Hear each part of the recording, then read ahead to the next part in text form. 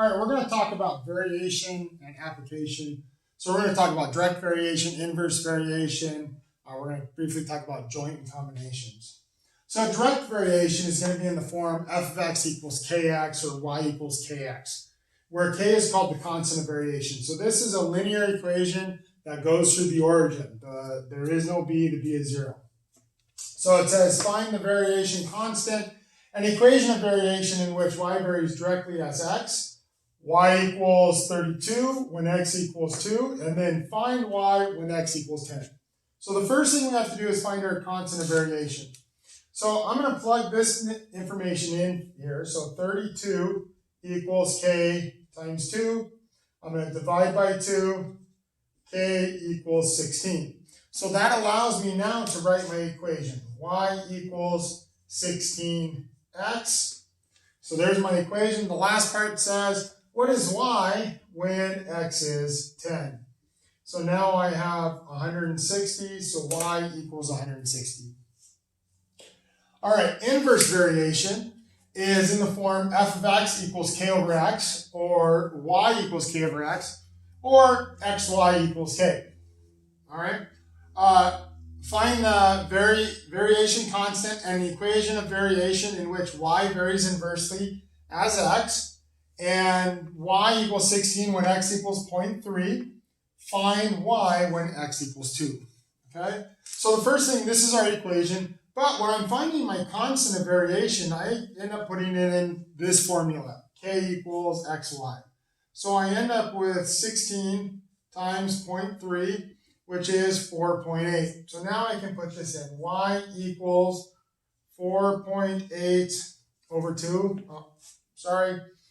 4.8 over x. It says find y when x is 2. So now I'm going to plug that in. 4.8 over 2, which is 2.4. There's my y. So this is one where as x goes up, y goes down. So a joint variation just means we're going to have multiple of them. So if I said y varies jointly with x and z, it's just y equals kxz. You guys have done these before. So the area of a rectangle is length times width. Area of a triangle is 1/2 base times height. That's a joint variation. The constant of variation is 1/2. I have two variables. So here we have a combination one, and we're going to look at it. It says find an equation of variation in which y varies jointly as x and z, and inversely as the square of w. Y equals 105 when x equals 3, z equals 20, and w equals 2. So this is what our formula is going to look like. Y equals k times whatever it talks about. So it says varies jointly. So jointly just means I'm multiplying them together and putting it in the numerator. Inversely says I'm going to put it in the denominator. Anytime you see the word inverse, take the variable, put it in the denominator.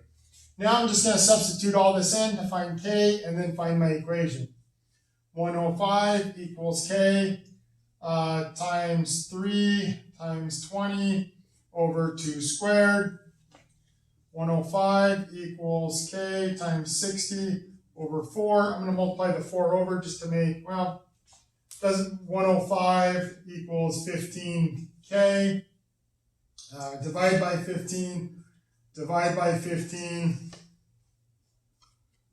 K equals 7.